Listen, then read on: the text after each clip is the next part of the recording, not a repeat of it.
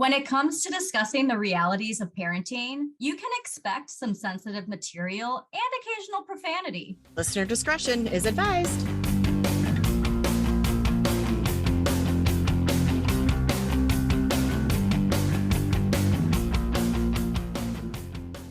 Welcome to Anonymous Mom, a podcast where two childhood friends reconnect to discuss mom life, adulting, and everything in between. And today we are discussing oopsies.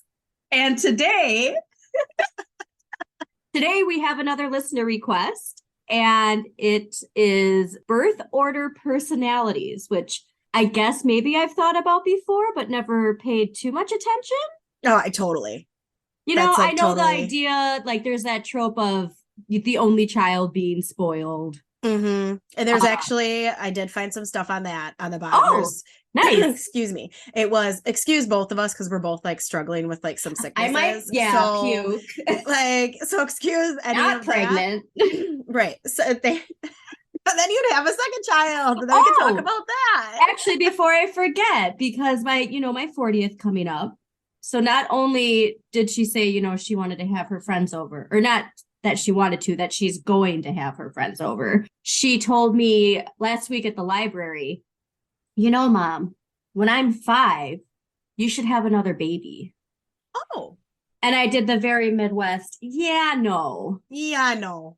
Well, no, Mom, when I'm 5, you should have another baby. I'll be ready. She'll be ready then. You'll be ready at 5. Like, I'm like, well, thank you for letting me know that you'll be ready at 5 for me to be traumatized again. Yeah. No, thanks. I'm good. I'm good. By that age, I hope that we can get a puppy, and that'll be the new baby.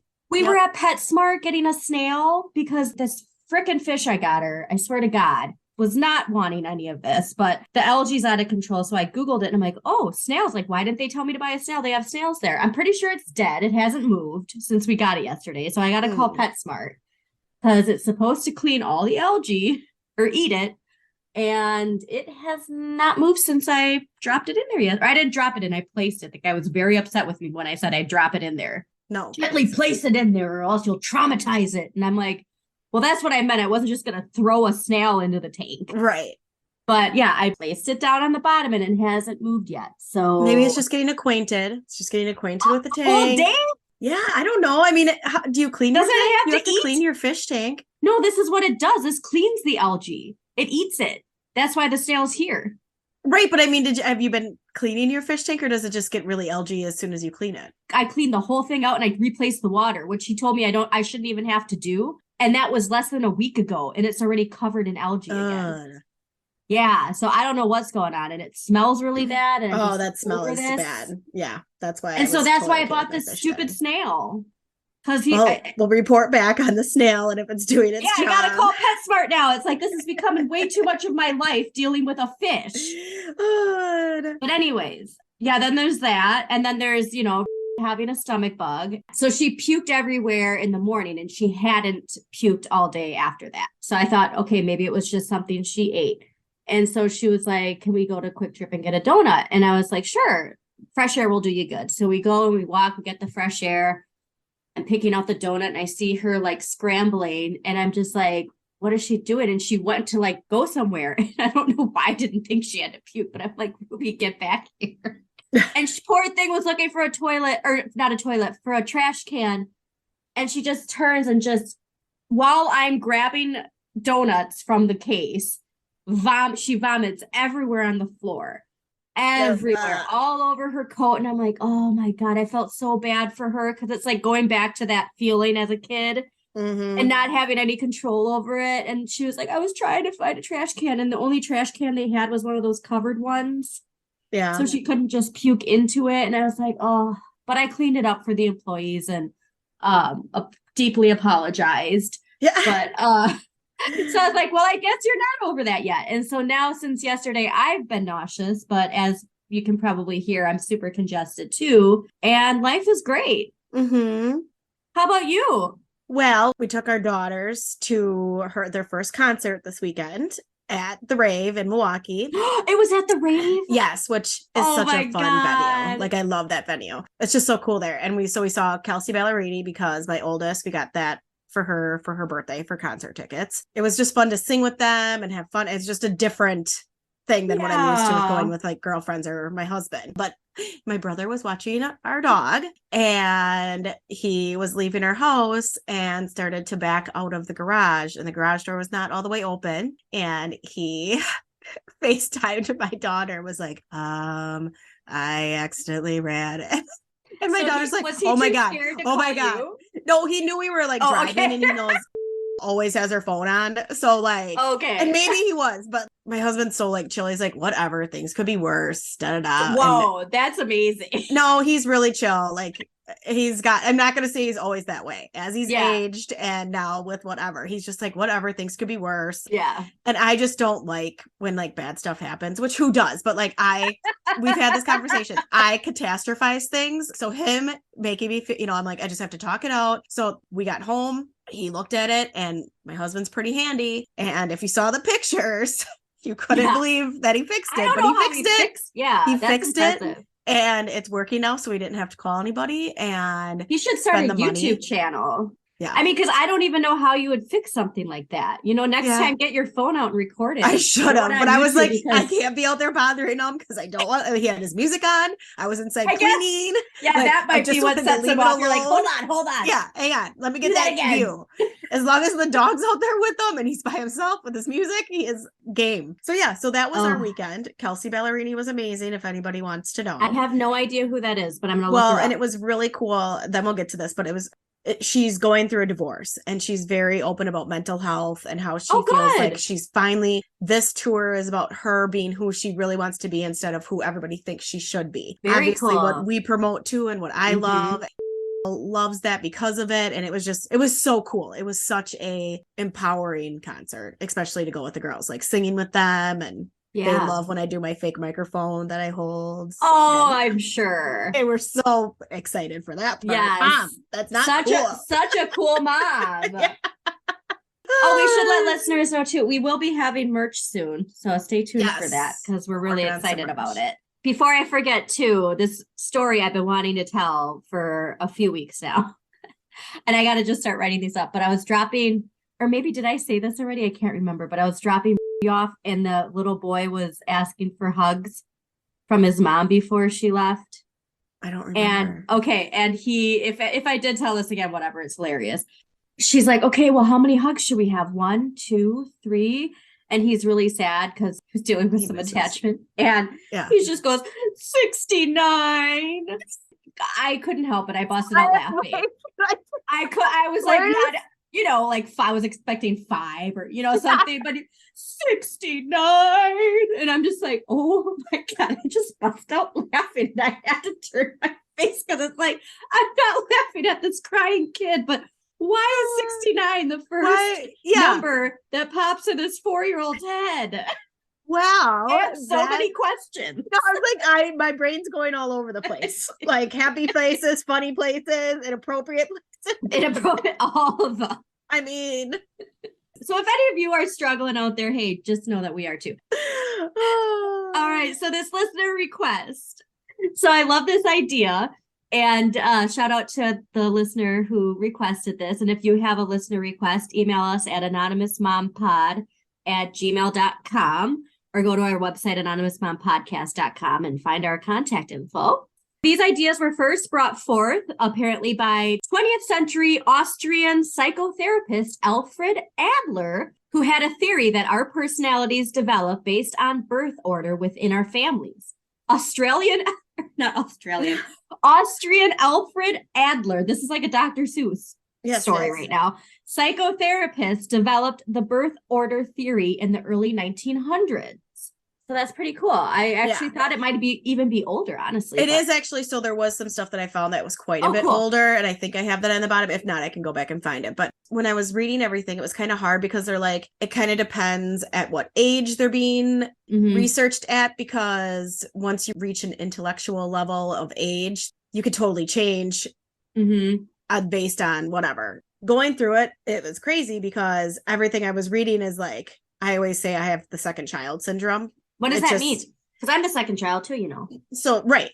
So second child syndrome is like loud, adventurous, creative, and kind of like more rebellious sort of a thing. And it's like, it's funny because then I've got my youngest and she's all of that. And especially because I can compare it to the oldest, because the oldest syndrome, or the first child, is always the more responsible, the leader, the bossy, which I'm bossy too. So I don't know, I got that, but. You're a Gemini. So exactly. Oh, I can answer that for you. If you want the answer, okay, go. All right. So Adler proposed that the birth order position in which a child is born significantly affects their personality and life outcomes, including their career and educational success. I could just say right off the bat that I'm going to agree that this stuff affects it, but it's like, you got to look at the whole. Yeah. The people that he is testing, where were they financially? Were both parents working? Like, all these things are also factors to this as well, I think. But anyways, from parents.com, they say, quote, "You can bet your page." Okay, that's funny.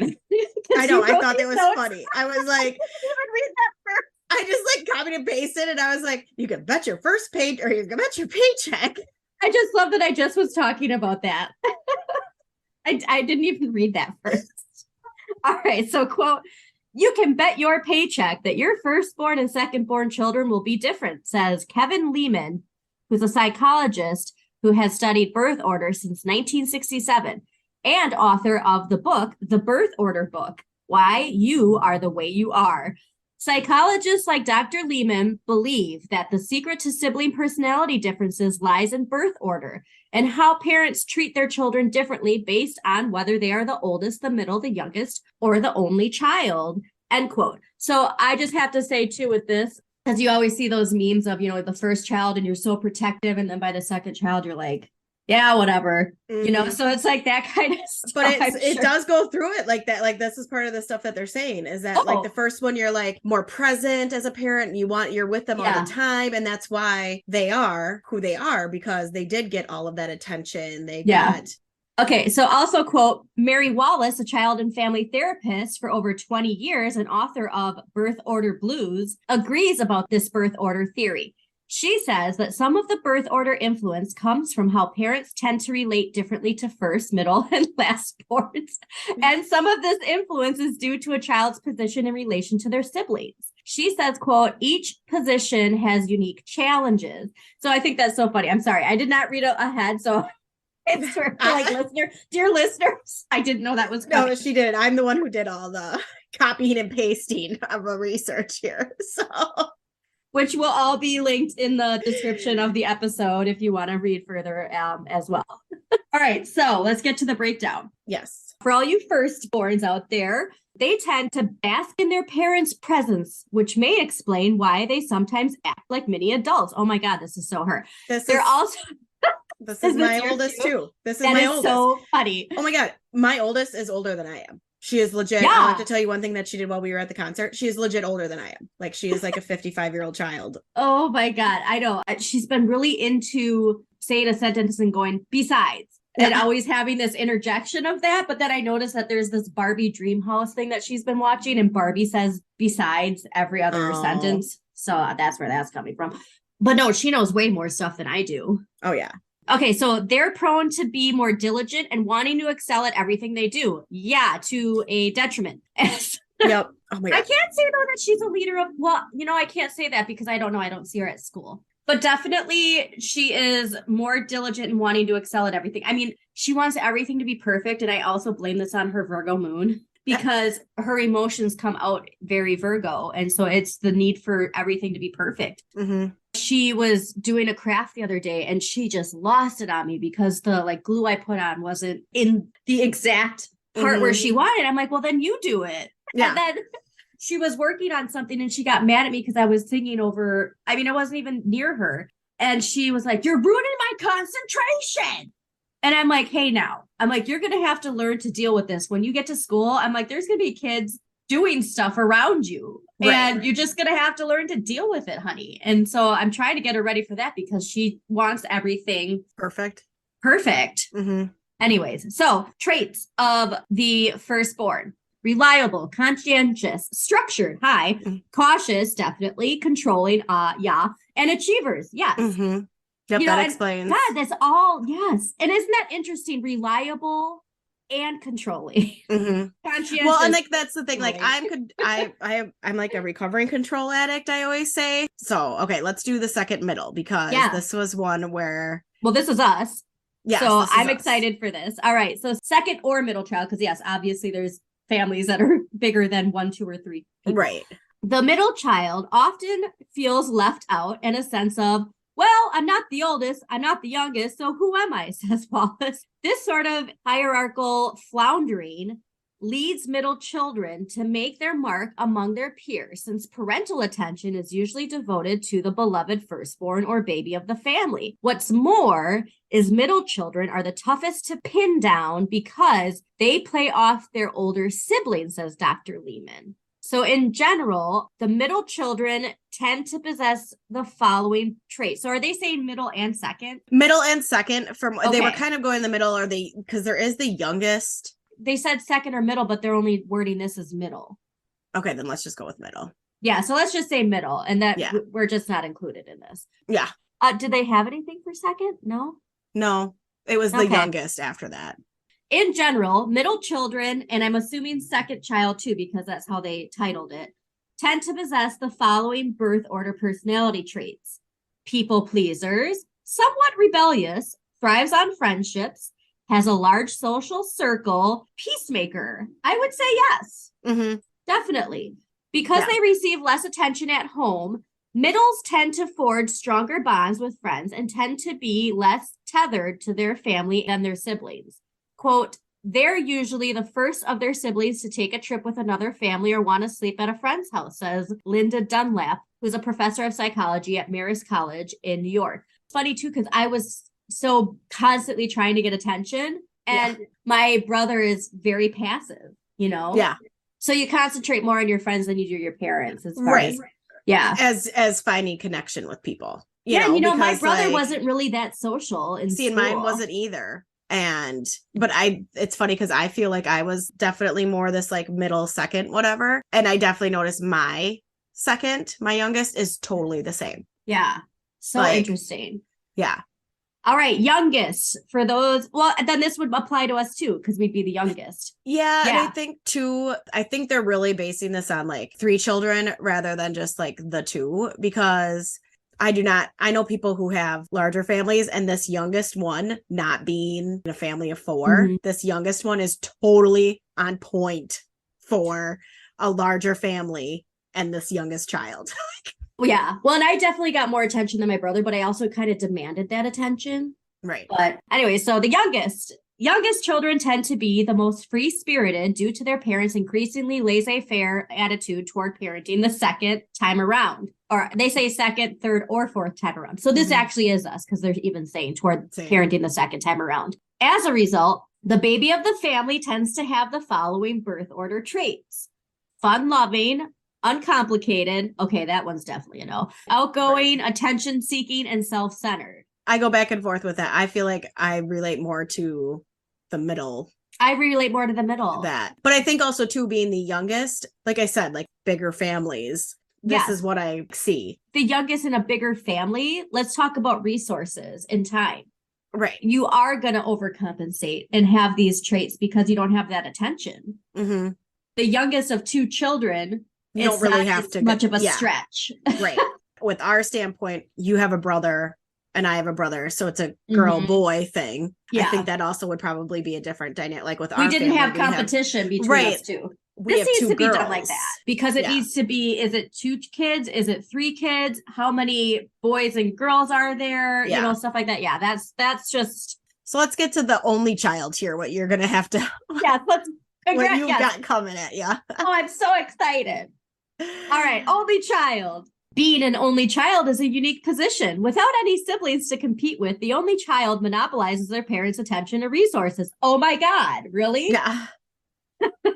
Not just for a short time, like a firstborn, but forever. Wow, this is just like, in effect, this makes an only child something like a, quote, super firstborn. Oh my God. In addition, only children have the privilege, quote, and the burden of having all their parents' support and expectations on their shoulders. which is true. Yes. We're actually dealing with, I think I told you that bad habit she just picked up this past month of biting her nails. And I am putting pressure on her because it's like, we need to nip this in the bud before it becomes something out of control. And I'm starting to feel this. Anyways, so only children tend to be mature for their age. Yes. Perfectionists. Oh my God. Mm-hmm. Conscientious. Yes. Diligent. Yes. And leaders. I hope so. Yeah. And you know what? The parents' attention to research, like, man, yeah, I mean, I love her. I'm luckily a Pisces where this is kind of like in my personality and a pig where it's like in my personality to be in this position. Right. With an only child. But, so when the stars all aligned when she was born. Yes, exactly. Yeah. Okay. So American psychologist Frank J. Sulloway, who in the mid-1900s combed history books for leading figures who were firstborns and rebellious ones who were born later, saw a similar trend. Oh, among the later borns, he found lateral thinkers and revolutionaries like Charles Darwin, Karl Marx, and Mahatma Gandhi. Among firstborns, he discovered leaders such as Joseph Stalin and Benito I was like, oh dear God, if she becomes Mussolini. So Sulloway's explanation for this is every child occupies a certain niche within the family and then uses his or her own strategies to master life. Firstborn and single children had less reason to quarrel with the status quo and identify more strongly with the worldview of their fathers and mothers. Younger siblings are less sure of their parents' view and therefore more often choose alternative paths in life. Isn't that funny? Uh-huh. It reminds me of like the astrology stuff. Well, and it would be interesting to do this with astrology, connect it to that. And also a psychologist from Saarland University in Germany, so sorry, do not speak German, quote, it is quite possible that the position in the sibling sequence shapes the personality, but not in every family in the same way. In other words, there may be an influence, but not a systematic one.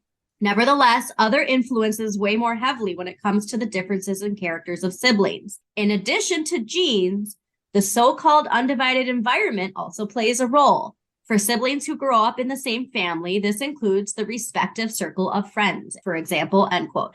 There's so many layers to this that I just love to see it as a spreadsheet of where a parent is financially, and then seeing, are there similarities then between kids, no matter what environment or socioeconomic tier you're in? Yeah. For so many years, what I did, I'd talk to moms, all the time, be like, oh, you have kids, and it was just so funny because it was like, oh, well, my first is she's more quiet, more shy.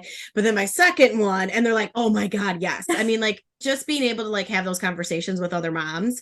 I would love for people to comment on this, especially like I want you to comment on all things, but just to be like, oh my God, no, my second child is totally like this. But then there are ones that I've talked to moms that they're like, oh no, my first one is the crazy one. And my second is the more chill. And it's just so funny because I feel like I've had this conversation numerous times and it's like second child syndrome. And I'm like, I'm a second child, so I totally get it. Of course, because I correlate everything to mental health.